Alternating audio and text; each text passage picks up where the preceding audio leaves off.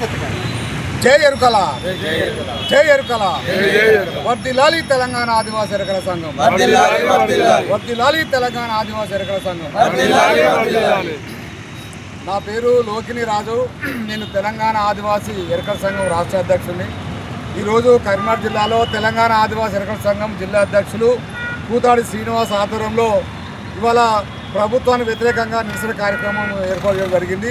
ఈ యొక్క నిరసన కార్యక్రమానికి మరి మంచిర్యాల జిల్లా అధ్యక్షులు దుగ్గ్యాల బాబు, అలాగనే ఉద్యోగుల సంఘము మరి జిల్లా అధ్యక్షులు కోనేటి ఉచ్చయ్య గారు, అలాగనే రాష్ట్ర ఉపాధ్యక్షులు కోనేటి రాజు గారు, అలాగనే కరీంనగర్ జిల్లా ఇన్ఛార్జి కోనేటి రాజు గారు, అలాగనే జిల్లా ఉపాధ్యక్షులు కుమారస్వామి గారు, అలాగనే మరి భూపాలపల్లి జిల్లా వైస్ ప్రెసిడెంట్ దుగ్గ్యాల రాము గారు, అలాగనే పెద్దపల్లి జిల్లా మరి అధ్యక్షులు మన అంగడి కుమార్ గారు, అలాగనే మాన్పాటి సారయ్య గారు, మేము అందరం కూడా ఈరోజు మరి సమావేశమై మరి ప్రభుత్వానికి సంబంధించినటువంటి విషయాలలో మేము నిరసన కార్యక్రమం ఏర్పాటు చేసి ప్రభుత్వానికి విన్నవిస్తున్నాం. ఏంటిదంటే గత ఎన్నికల ముందు కాంగ్రెస్ ప్రభుత్వము రేవంత్ రెడ్డి గారు చేవెళ్ళ డిక్లరేషన్లో ఈ తెలంగాణ వ్యాప్తంగా విద్య, ఉద్యోగ, ఉపాధి రంగాల్లో వెనుకబడి ఉన్నటువంటి ఆదివాసీ ఎరకల జాతిని అభివృద్ధి కోసము మరి ఆ రోజు ఎన్నికల ముందు మరి అప్పుడు పిసిసి ప్రెసిడెంట్ రేవంత్ రెడ్డి గారు ఈ తెలంగాణ వ్యాప్తంగా ఎరకల జాతి అభివృద్ధి కోసము ఎరకల కార్పొరేషన్ ఏర్పాటు చేసి 500 కోట్ల బడ్జెట్ ఇస్తా అని చెప్పేసి అన్నారు. ఇప్పటికీ 2 సంవత్సరాల దగ్గరికి వస్తూ ఉన్నది. ఇంతవరకు కూడా మరి కార్పొరేషన్ అనేది ఏర్పాటు చేయలేదు. దాని గురించి మేము గట్టిగా అడుగుతూ ఉన్నాం. ఆ విషయంలో కూడా చాలాసార్లు కూడా మంత్రులు కలిసినాము, లెటర్లు ఇచ్చినాం. మరి ఎందుకోసము ఇవ్వటం అనేది మేము ప్రభుత్వాన్ని డిమాండ్ చేస్తున్నాం, విజ్ఞప్తి చేస్తూ ఉన్నాం.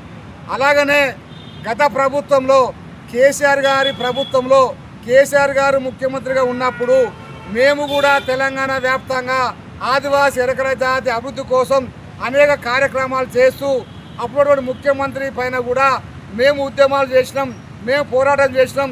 దాని ప్రతిఫలంగానే కేసీఆర్ ప్రభుత్వంలో మాకు హైదరాబాద్ కేంద్రంగా ఎకరము భూమి 3.5 కోట్లతోటి ఏకలవ్య భవనం నిర్మించినటువంటి పరిస్థితిని తెలియజేస్తా ఉన్నా.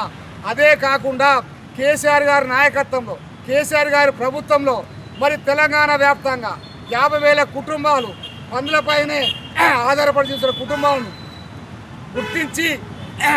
గుర్తించి అలాగనే ప్రభుత్వము పశుసంవర్ధక శాఖతోటి మాట్లాడి అలానే శ్రీనివాస్ యాదవ్ మంత్రి గారితో మాట్లాడి హరీష్ రావు గారు కానీ ఇటరేందర్ గారు కానీ శ్రీనివాస్ యాదవ్ గారు కానీ అలాగే పద్మేంద్ర దేవిరెడ్డి గారితో కానీ అలాగే సత్యవతి వాళ్ళతో కానీ బిడ్డతో కానీ అందరితోటి మమేకమై మాట్లాడి చర్చించి సమావేశం ఏర్పాటు చేసి తెలంగాణ వ్యాప్తంగా పందులపైన ఆధారపడే కుటుంబాలు ఉన్నారు.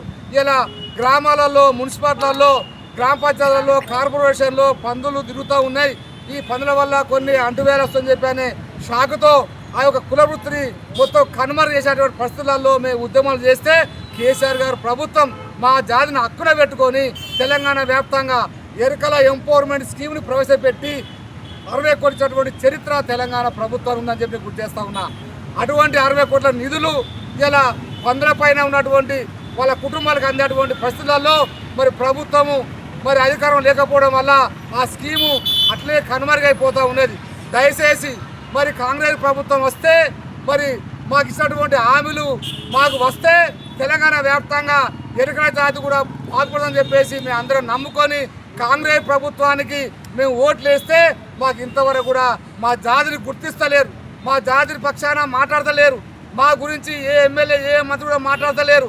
కానీ మరి కనీసం రేవంత్ రెడ్డి గారు ఇచ్చినటువంటి మాట ప్రకారంగా మరి ఎరకల ఎంపవర్మెంట్ స్కీమ్ గత ప్రభుత్వం ఇచ్చింది, దాన్ని యథావిధిగా కొనసాగించమని చెప్పి నేను ప్రభుత్వం విజ్ఞప్తి చేస్తూ ఉన్నా.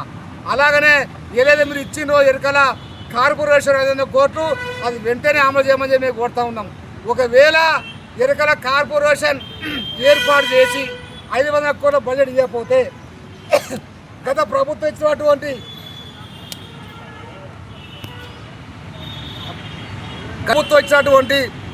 ఎరకల ఎంపవర్మెంట్ స్కీమ్ అంటే పందుల పైన ఆధారపడి జీవిస్తున్న కుటుంబాలని ఊరికి దూరాన శాస్త్రీయ పద్ధతిలో ప్రభుత్వ భూములు ఇచ్చి వాళ్ళని ఆదుకోవడానికి కేసీఆర్ ప్రభుత్వము ఎరకల ఎంపవర్మెంట్ స్కీమ్ ప్రవేశపెట్టింది.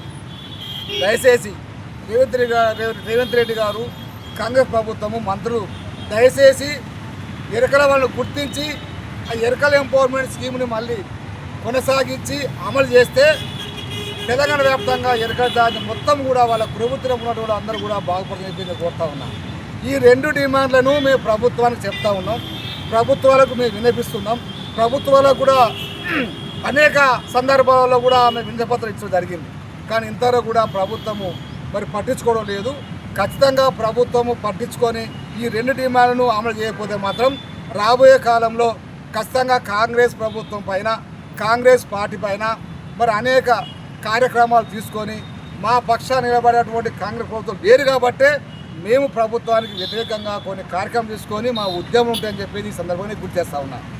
జై ఎరుకల, జై ఎరుకల, జై తెలంగాణ, జై తెలంగాణ, జై తెలంగాణ.